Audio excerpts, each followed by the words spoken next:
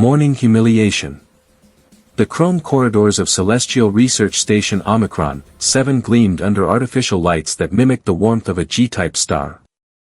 Zara pressed herself against the wall as a group of Thoraxian researchers thundered past, their 8 legs creating a rhythmic clicking that echoed through the passage.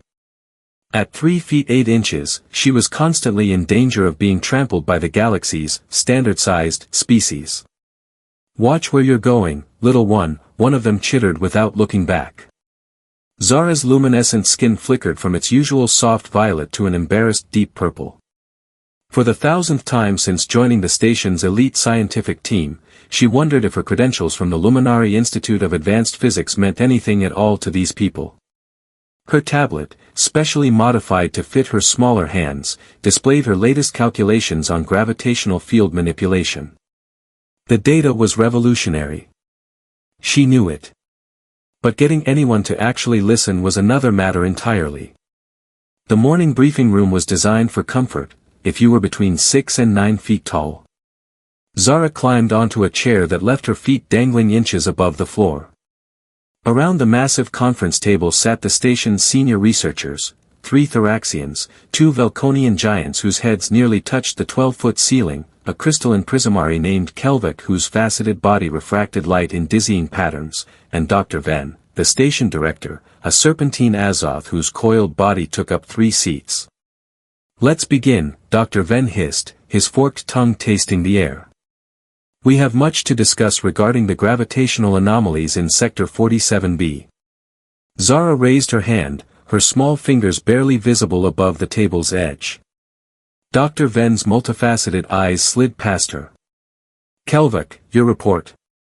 The Prismari's voice resonated like wind chimes. "The anomalies are concerning. Standard gravitational models cannot explain the fluctuations. I propose we increase monitoring and—" "Excuse me," Zara interjected, her voice clear despite her nervousness. "I've completed a comprehensive analysis that might explain." "Ms. Zara," Dr. Venn interrupted, his tone dripping with condescension, "perhaps you should focus on assisting the senior researchers rather than attempting to contribute theories beyond your scope." Scattered chuckles rippled around the table. One of the Thoraxians whispered loudly enough for everyone to hear, "Did they start accepting children into the program?" Zara's skin flushed from purple to angry crimson. "I'm 32 standard years old, Dr. Venn. And my research clearly demonstrates that these anomalies follow a pattern consistent with gravitational cascade theory." "Gravitational cascade theory is highly speculative," Kelvik intoned dismissively. "We cannot base station safety on the fanciful notions of someone who hasn't even published in a major journal. That's because no major journal will review submissions from luminary researchers." Zara's voice rose, trembling with frustration. "You all assume that because we're small, we're somehow less intelligent, less capable." "That's quite enough," Dr. Venn cut her off sharply. "This meeting is for productive scientific discourse, not emotional outbursts. Perhaps you should take a moment to compose yourself." Humiliated, Zara gathered her tablet and slid off the chair. As she turned to leave, she caught sight of someone she hadn't noticed before, a human, standing near the back of the room. He wore the gray coveralls of the maintenance division, and unlike everyone else, he wasn't smirking or looking away in embarrassment. His dark eyes, set in a weathered face framed by close-cropped black hair, were fixed on her tablet screen, his expression thoughtful. The human observer. Zara fled to her quarters, fighting back tears of frustration. In the privacy of her small room, even her living space was considered compact by station standards. She pulled up her research on the large display screen. The data was undeniable. The gravitational fluctuations weren't random. They followed a precise mathematical progression that suggested the station's stabilizers were experiencing harmonic resonance that would eventually lead to catastrophic failure. She had 3 weeks. Maybe less. A chime at her door interrupted her thoughts. "Enter," she called, expecting no one. The human from the meeting ducked through her doorway. Up close, she could see he was tall for his species, perhaps 6 feet, with the kind of solid, practical build that came from years of physical work. Grease stained his coveralls, and he carried a worn toolkit. Dr. Zara? His voice was deeper than she expected, with a warmth that was rare in station interactions. I'm Marcus Webb, Chief Maintenance Engineer. I hope I'm not intruding. Chief Engineer. Zara looked at him with surprise. I thought you were just. I didn't realize maintenance engineers attended senior briefings. Marcus smiled, a slight upturn at the corner of his mouth. We don't, usually. But when I heard they were discussing the gravitational anomalies, I wanted to hear what the brilliant minds had to say. He paused. Turns out the most brilliant mind in the room got talked over. Zara's skin flickered with cautious hope. You were looking at my tablet. You saw my calculations. I did. Marcus set down his toolkit and pulled out his own handheld device. I'm no theoretical physicist, but I've been working on this station for 8 years. I know her quirks, her sounds, her vibrations. And for the past 3 months, something's been off with the gravitational stabilizers. I've filed 17 reports, but the science division keeps telling me it's within normal parameters. He pulled up a series of diagnostic readouts. Your cascade theory, that's what this is, isn't it? The stabilizers are building toward a resonance failure. Zara stared at him, then at his data, then back at him. You understand what I was trying to say? I do. And I think you're right. Marcus met her eyes. Dr. Zara, on Earth, we have a saying, good things come in small packages. But honestly, that's patronizing garbage. The truth is, size has nothing to do with capability, intelligence, or worth. I've seen the biggest beings make the smallest contributions, and I've watched people dismiss incredible talent because it doesn't come in the package they expect. Zara felt something tight in her chest begin to loosen. Why are you telling me this? Because in about 17 days, if I'm reading your calculations correctly, this station is going to tear itself apart unless someone does something. And the someone who knows how to fix it just got laughed out of a meeting. He extended his hand, a human gesture she'd learned. I'm offering to help, if you'll have me. You've got the brains, I've got the access to the systems and the maintenance authority to make changes without approval from the science division. Zara looked at his hand, then placed her much smaller one in it. His grip was gentle but firm, and for the first time since arriving at the station, she felt like someone actually saw her. Okay, she said, her skin shifting to a determined gold. Let's save this station. The crisis begins. For the next 2 weeks, Zara and Marcus worked in secret. She refined her calculations while he discreetly monitored the gravitational stabilizers, confirming her theory with real-time data. The resonance was building faster than her initial projections. They had days, not weeks. We need to present this to Dr. Venn, Marcus said during one of their late-night sessions in the maintenance bay. We've got proof now. Zara looked uncertain. He won't listen to me. You saw how he reacted. Then I'll present it. I'll say it's my theory based on maintenance data. No. Zara's skin flashed with stubborn orange. I won't hide behind someone else. If they won't listen, then we'll just have to show them when the crisis comes. Marcus looked worried. Zara, by the time it's obvious to them, it might be too late. Then we'll be ready to act the moment they realize. She pulled up a schematic of the gravitational core. I've designed a solution, but it requires manual recalibration of the primary stabilizers. It's dangerous, the gravity fields will be unstable. Marcus studied the plan. This is brilliant, but you're right about the danger. Those fields can crush most species. Even Velconians won't risk going near an unstable gravity core. Before Zara could respond, alarms shrieked through the station. Emergency lights bathed everything in pulsing red. Marcus's communicator crackled to life with panicked voices. All personnel, emergency stations. Gravitational failure imminent. This is not a drill. Zara and Marcus looked at each other. It's early, she whispered, her skin draining to pale white. The resonance accelerated. We have maybe 2 hours. They ran through the corridors toward the command center. The station shuddered around them, and through the observation windows, Zara could see spatial distortions beginning to form, visible warps in space where the gravitational fields were collapsing. The command center was chaos. Dr. Ven's coils thrashed as he shouted orders. Evacuate non-essential personnel. Get the emergency shuttles prepped. We're abandoning the station. Kelvik's crystalline voice was sharp with panic. This facility cost trillions of credits. Better than dying, one of the Thoraxians clicked urgently.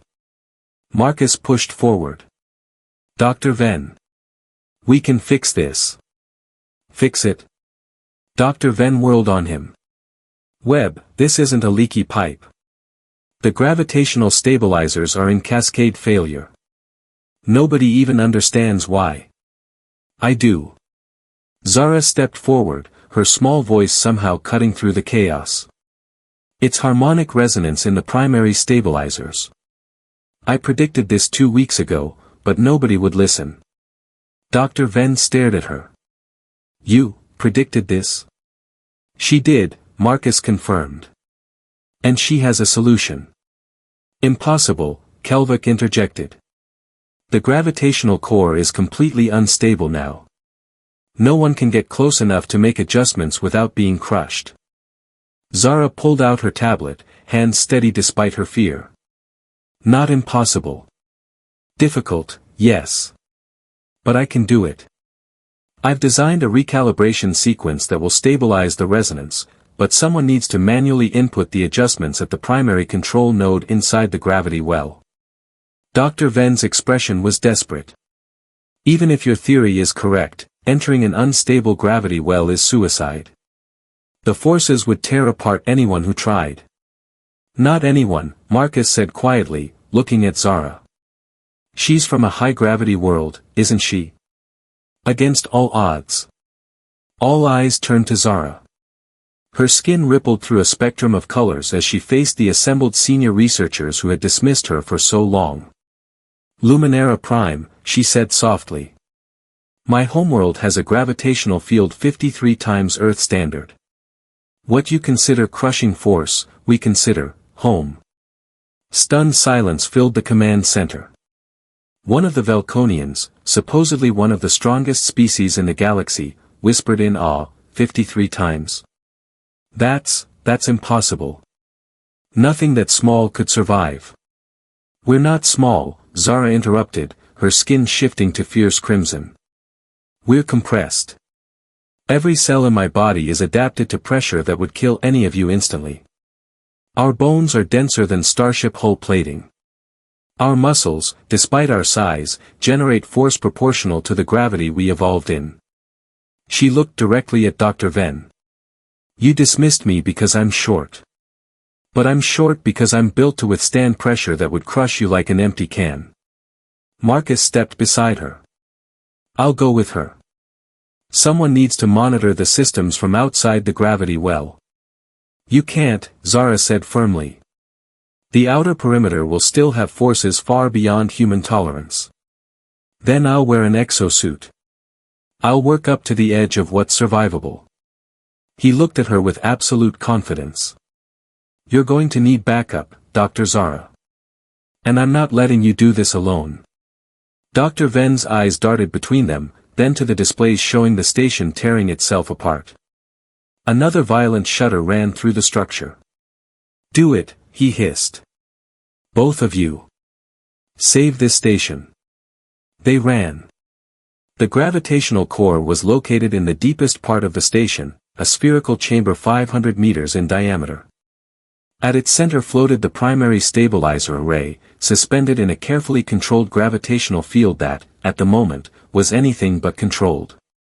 Spatial distortions rippled through the chamber like waves on water, and pieces of debris tumbled in impossible directions as gravity fluctuated wildly. Marcus sealed his exosuit, a bulky piece of equipment designed for emergency hull repairs. How do I look? Like a metal coffin, Zara said honestly. That suit is rated for 5 Earth gravities maximum. Where I'm going, the forces will peak at over 40. Then I'll stay where it's only 5. He checked her equipment, a simple harness with magnetic anchors and a direct interface tablet. Zara, are you sure about this? She looked up at him, her skin glowing with determined gold. No. But I'm sure about the math. And I'm sure that everyone on this station deserves a chance to live, even the ones who treated me like a child. Marcus knelt down so they were at eye level. For what it's worth, you're the bravest person I've ever met. Size has nothing to do with courage. Thank you, Marcus. For seeing me when no one else would. I just had better eyes than they did. They entered the chamber together. Immediately, Zara felt the familiar tug of strong gravity. While the fluctuations were violent and unpredictable, the pressure itself felt almost comforting, like a weighted blanket after months of feeling too light, too fragile in the station's standard 1G environment. Marcus's exosuit whined with strain as they pushed toward the center. At 20 meters from the core, he had to stop. This is as far as I can go. Suits at maximum tolerance. Stay here and monitor. I'll feed you data as I work. Zara unclipped from the safety line and activated her magnetic anchors. Then, with a deep breath, she stepped into the gravitational maelstrom. The forces hit her like a physical wall. 40 times Earth gravity pressed down on her, fluctuating wildly between 30 and 50 as the unstable fields pulsed. She pushed forward, each step requiring enormous effort, but her body, built by millions of years of evolution on a crushing world, held firm.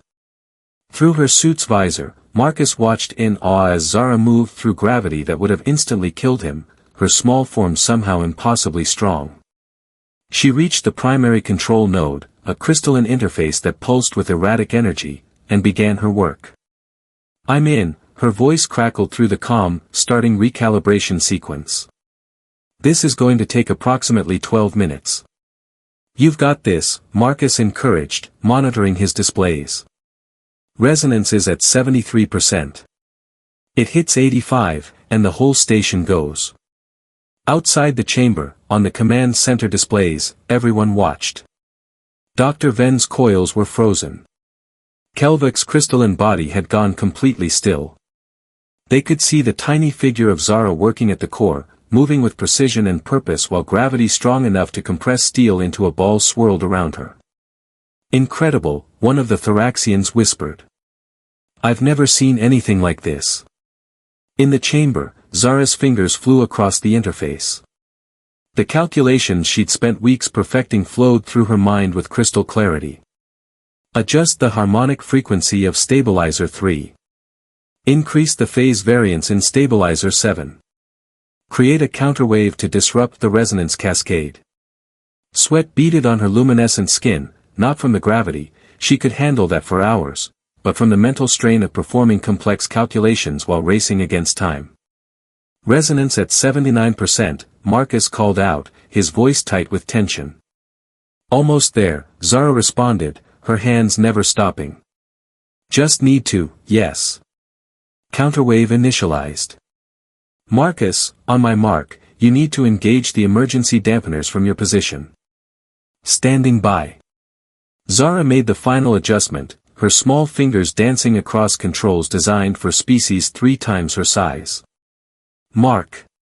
Marcus slammed the emergency control. For a heart-stopping moment, nothing happened. The resonance climbed to 84%. Then, suddenly, the wild fluctuations began to smooth. The spatial distortions faded. The crushing, unpredictable forces settled into stable, controlled fields. Throughout the station, the emergency alarms fell silent. Zara slumped against the control node, exhausted but triumphant, her skin glowing with the brightest gold Marcus had ever seen. It worked, she whispered. We did it. In the command center, shocked silence gave way to explosive cheering. Dr. Ven stared at the displays in disbelief. Kelvik's crystalline body resonated with a frequency that might have been shame. Marcus engaged his exosuit's thrusters and moved as close as he dared to the core. Come on, Dr. Zara. Let's get you out of there. You've got a station full of people who owe you one hell of an apology. As Zara made her way back through the stabilizing gravity fields, she realized something profound.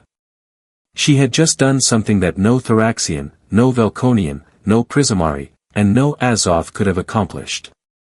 Not because they weren't intelligent, they were brilliant researchers. But because sometimes, being different, being built for different challenges, being what others considered too small, was exactly what the situation required. Marcus was right. Size had nothing to do with capability. And she was about to make sure everyone on this station understood that. The impossible task. Zara had made it halfway back to Marcus when the station shuddered violently. New alarms screamed to life, different from before, sharper, more urgent. Through her helmet's display, she saw Marcus's face go pale as he checked his readouts. Zara, we have a problem, his voice was tight with barely controlled panic. The recalibration worked, but it triggered a secondary system failure. The gravitational containment fields around the antimatter reactor are collapsing. Zara's luminescent skin flickered from gold to ice white. That's impossible. The reactor systems are completely separate from the stabilizers. Not impossible, just incredibly unlucky. Marcus pulled up a cascade of error messages. When the main stabilizers failed, the emergency systems rerouted power through secondary conduits. Your fix stabilized the primaries, but now those secondary conduits are overloaded and burning out. The reactor's containment fields are hemorrhaging power. Through the comm channel, Dr. Ven's panicked voice cut in. Webb. We're reading catastrophic failure in the antimatter containment. We have less than 15 minutes before breach. Zara understood immediately. An antimatter breach wouldn't just destroy the station, it would create an explosion visible from 3 star systems away. Everyone aboard would be vaporized before they even knew what happened. The evacuation shuttles couldn't get clear in time. How do we stop it? She asked, already pulling up schematics on her tablet. Marcus's silence spoke volumes. Finally, he said, we can't. The containment field generators are inside the reactor core itself. The gravitational pressure there makes the stabilizer core look like a gentle breeze. We're talking about 120 times Earth standard gravity, fluctuating unpredictably as the fields fail. That's... One of the Velconians gasped over the open channel, that's unsurvivable. Even in a hardened suit, the pressure would crush bone to powder. Zara was already running calculations, her fingers flying across her tablet. The numbers were brutal. At 120 GS, even her incredibly dense luminary physiology would be pushed to its absolute limits. The fluctuations made it worse, her body could adapt to sustained pressure, but rapid changes could tear her apart from the inside. There has to be another way, Marcus said desperately. Remote drones, robotic systems. Won't work, Kelvik's crystalline voice interjected, stripped of its usual condescension. The gravitational interference will destroy any electronics within seconds. It has to be manual recalibration, and it has to be someone capable of surviving those forces. A heavy silence fell over the comm channel. Everyone knew what that meant. On a station with over 300 beings representing 47 different species, there was exactly one person who might survive long enough to reset the containment field generators. No, Marcus said flatly. Absolutely not. We'll find another way. There is no other way. Zara's voice was steady, though her skin rippled with colors that betrayed her fear, purple anxiety mixing with gold determination. Marcus, you know the math as well as I do. This is the only option. The math says you have a 30% chance of survival. Marcus shouted, his calm finally breaking. Those aren't acceptable odds. The math says everyone else has a 0% chance. Zara shot back. 317 people, Marcus. 47 different species. Families. Children. They all die if I don't try. Through her helmet's visor, she could see Marcus's face twisted with anguish. His dark eyes met hers across the distance, and she saw something there that made her breath catch, not pity, not resignation, but something deeper. Something that had been building between them over 2 weeks of late-night work sessions, shared frustrations, and mutual respect. "Zara," he said quietly, "I just found you. Someone who finally sees past the prejudices, who understands what humans bring to this galaxy. Don't ask me to lose you now." Her skin shifted to a soft, warm pink, an expression of affection in luminary color language. "Then don't lose me. Help me survive this. Be my anchor, Marcus. Guide me through it." Dr. Ven's voice, stripped of all its usual arrogance, came through. "Dr. Zara, if you do this, if you save us, I swear on my ancestors, the galaxy will know what you've done. No one will ever dismiss you again." "I'm not doing it for recognition," Zara said simply. "I'm doing it because it's right." She checked her equipment. The harness, the magnetic anchors, the direct interface tablet, none of it was rated for the pressures she was about to face. "Marcus, I need you to do something for me. If I don't make it back, send my research to the Luminary Institute. Everything I've discovered about gravitational field manipulation. Don't let it die with me." "You're going to send it yourself," Marcus said fiercely, "because you're coming back. Now let's figure out how to keep you alive." True strength revealed. They had 11 minutes. Marcus pulled up every piece of data he could find on the reactor core while Zara modified her equipment, stripping away anything non-essential to reduce mass. Every gram mattered when you were about to walk into gravity that could crush starship hulls. "The containment field has 3 generators," Marcus explained rapidly. "They're arranged in a triangular formation around the antimatter chamber. You need to manually reset each one in sequence. If you do them out of order, the field collapses completely and we all die instantly." "Comforting," Zara muttered, but her skin showed determined gold. "What's the timing?" 45 seconds maximum between resets, or the sequence fails. The generators are positioned 12 meters apart, which means... Marcus did the calculation and winced. "You'll need to move through 120 G field at a speed of roughly 16 meters per minute. One of the Thoraxians listening in made a choking sound. "That's impossible. At that gravity, even crawling would require superhuman strength." "Good thing I'm not human then," Zara said. There was no arrogance in her voice, just simple fact. "I'm Luminari.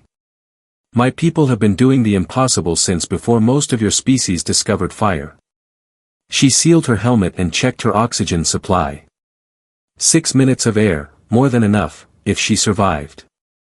The reactor core entrance loomed before her, a circular hatch that opened into a hellscape of crushing gravity and radiation.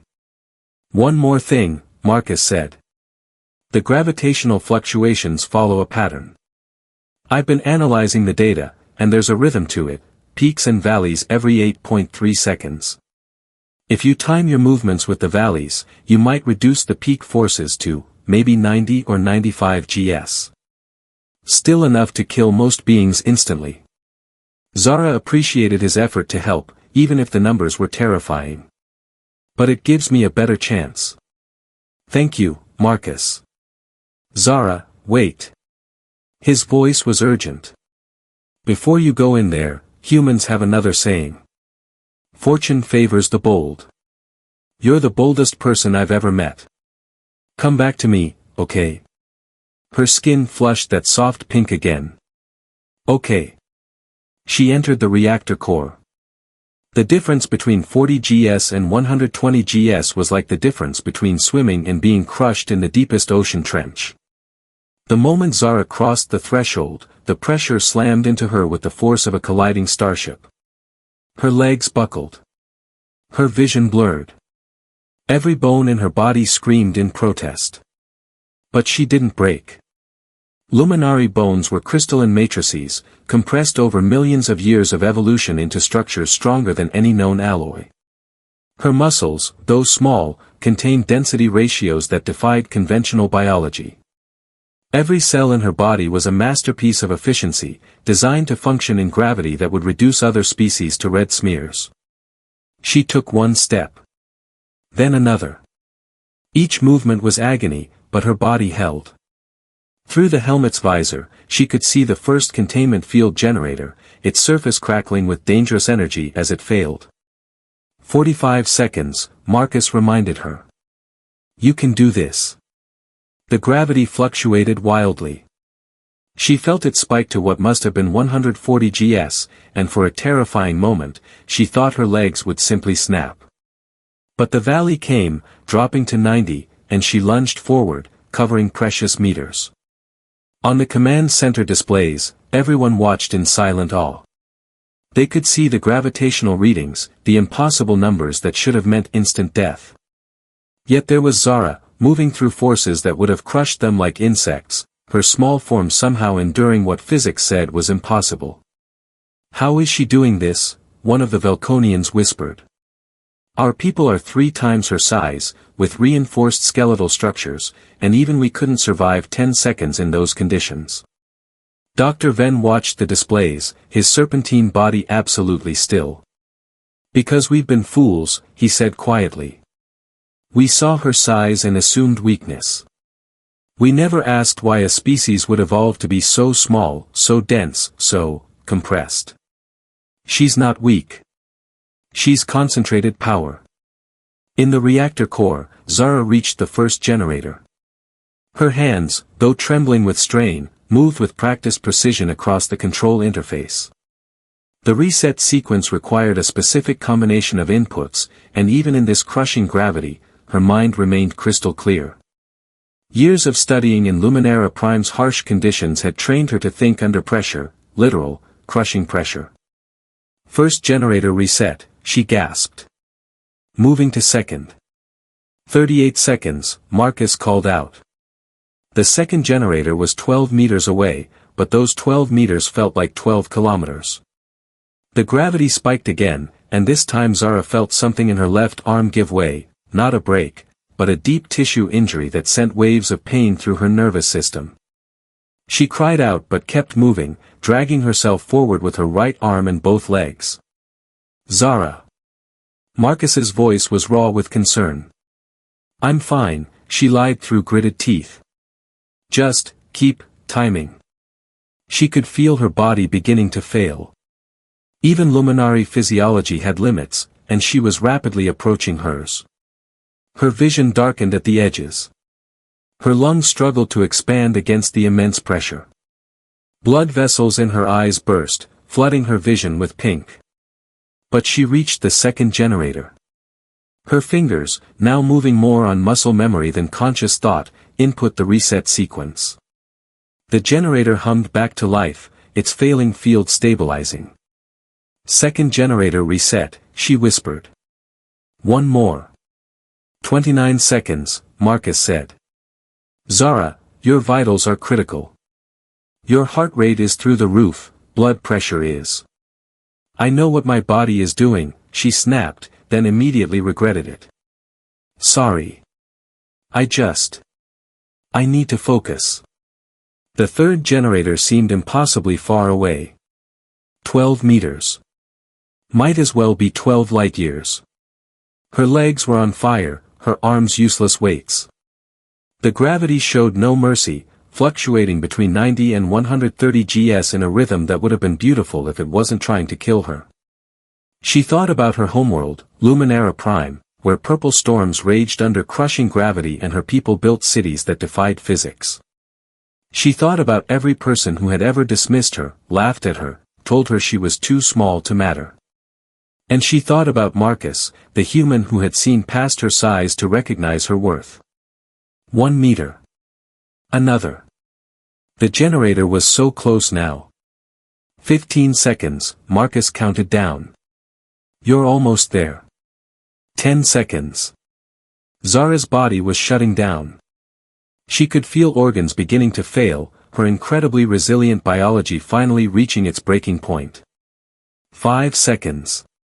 Her hand touched the generator's interface. 3, 2. She input the final reset sequence, her fingers barely responding to her commands. The generator hummed. The containment field stabilized. Throughout the station, alarms fell silent as the antimatter reactor locked back into safe configuration.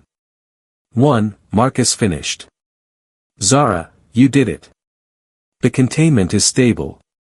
Zara tried to respond, but darkness swallowed her vision.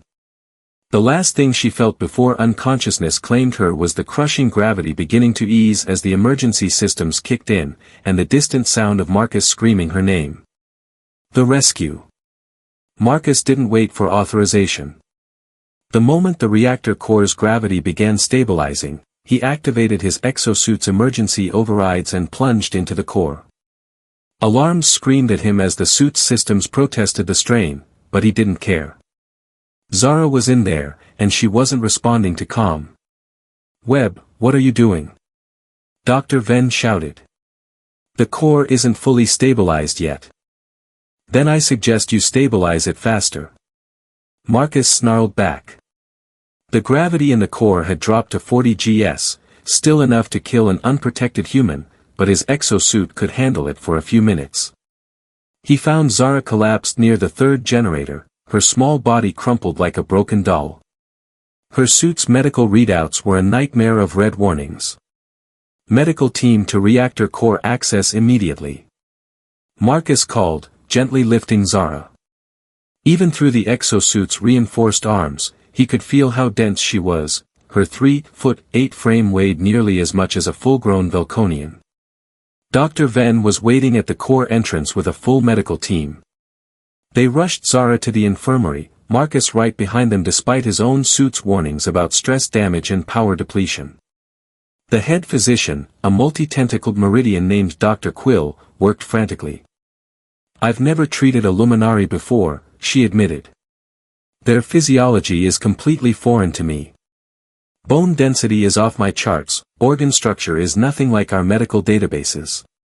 Then figure it out. Marcus shouted, stripping off his exosuit. She just saved all of us.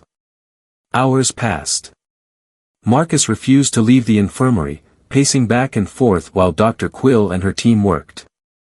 Other station personnel began gathering outside, first a few, then dozens, then over 100. Word had spread about what Zara had done, about the impossible feat she'd accomplished. Finally, Dr. Quill emerged, looking exhausted. She's stable. Barely. She sustained massive internal trauma, ruptured blood vessels, torn muscles, microfractures throughout her skeleton. By all rights, she should be dead.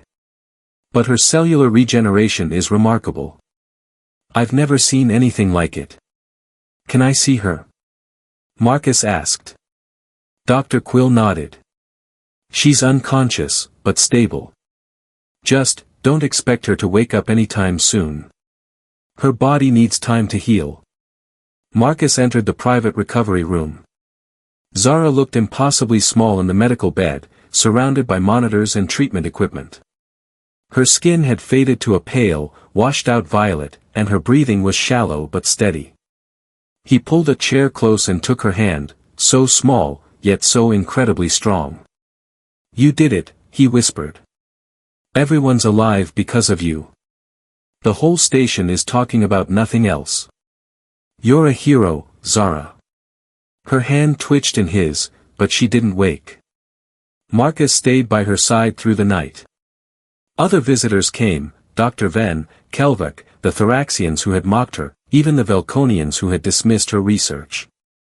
Each of them stood in awkward silence, confronted with the undeniable reality of their prejudice. It was Dr. Venn who finally spoke, his voice heavy with shame. I failed her. We all did. We saw her size and made assumptions. We never bothered to learn about her species, to understand what being from a high-gravity world meant. We treated her like a child when she was actually the strongest being on this station. Kelvik's crystalline body chimed softly. Humans have a concept called unconscious bias. I never thought it applied to me. I pride myself on being logical, rational, scientific. But I let her physical appearance override her credentials, her research, her obvious intelligence. That's not science. That's prejudice. One of the Thoraxians clicked softly. When she was walking through 120 g gravity, I ran calculations. My species, evolved on a moderate gravity world, has an average density of 0.8 grams per cubic centimeter. Hers must be at least 4.5 grams per cubic centimeter. She's literally built like a living tank. And we called her, little one, like it was an insult. Marcus looked at them all, his dark eyes hard. You want to make it right? Then when she wakes up, you treat her like the brilliant scientist she is. You publish her research with full credit. You make sure every research institution in the galaxy knows her name. And you never, ever judge someone's capabilities by their size again. Aftermath and respect. Zara woke 3 days later. The first thing she saw was Marcus, asleep in the chair beside her bed, his hand still holding hers. The second thing she noticed was the massive bouquet of bioluminescent flowers from Luminara Prime on the bedside table, impossibly expensive to ship this far from her homeworld.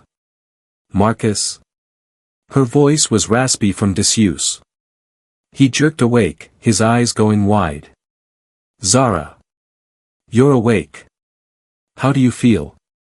Like I was crushed by 120 gs of gravity, she said with a weak smile. Her skin flickered with faint gold. But alive. We saved the station. You saved the station, Marcus corrected, squeezing her hand gently. The antimatter containment is stable, the gravitational stabilizers are running perfectly, and you're the most famous person in this sector of space. Famous? Zara tried to sit up, wincing at the pain. Easy. Marcus helped adjust her bed. There are about 50 news organizations requesting interviews. The Galactic Science Council wants to award you their highest honor. And Dr. Venn has been waiting to speak with you. As if summoned, Dr. Venn appeared in the doorway. The Serpentine Azoth approached her bed cautiously, his manner completely different from the condescending director she'd known before. Dr. Zara, he said formally, I owe you an apology that words cannot adequately express. My prejudice nearly cost us all our lives. Yours saved them. I have submitted my resignation as station director and recommended you as my replacement. Zara's eyes widened. What? No, I don't want. I know, Dr. Venn interrupted gently. You don't want my job. You want to do research, to push the boundaries of gravitational physics. So instead, I've recommended you as Chief of Gravitational Research, a newly created position with full authority over all related projects and unlimited research budget. The Council has already approved it. Before Zara could respond, Kelvik entered, followed by the Thoraxians and several other senior researchers. Each of them, in turn, offered formal apologies and recognition of her achievements. The Thoraxians presented her with a traditional acknowledgement of debt, a crystalline sculpture that signified she had saved their lives and they were honor-bound to support her. Your research on gravitational cascade theory has been submitted to every major journal in the galaxy, Kelvik said, his crystalline voice resonant with respect. With unanimous recommendation for publication.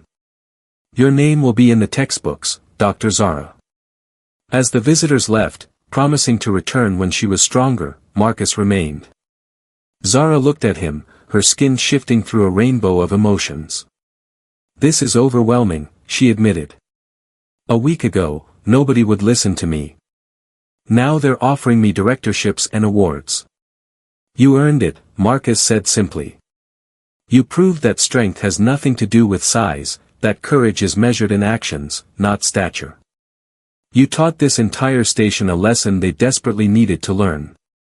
Zara was quiet for a moment. You believed in me when no one else did. Why? Marcus smiled. Because humans have a unique perspective in this galaxy. We're not the strongest species, not the smartest, not the longest lived. We're pretty average by most measures. But that means we understand what it's like to be underestimated, dismissed, overlooked. We've learned to see potential where others see limitations. He squeezed her hand. Plus, I looked at your research. It was brilliant. Anyone with eyes could see that. Most people with eyes couldn't see past my height, Zara pointed out. Then most people are idiots. Marcus leaned closer. Zara, I know you're going to be incredibly busy with your new position, and you'll probably have researchers and institutions from across the galaxy wanting to work with you. But I was hoping, maybe we could collaborate again. The station's maintenance division could really use someone who understands gravitational systems at your level. Zara's skin flushed that soft pink again. Just professional collaboration. Marcus grinned. Well, we work pretty well together. And I make a decent cup of coffee. And his expression became more serious. I'd really like to get to know you better. The real you, not just the brilliant scientist. If you're interested. I'm interested, Zara said softly. But Marcus, my people usually court for years before. I know. Dr. Quill gave me a whole briefing on luminary customs while you were unconscious. Something about proper observation periods and formal family introductions. Marcus's grin widened. Lucky for you, humans are patient when it matters. We can take this as slow as you want.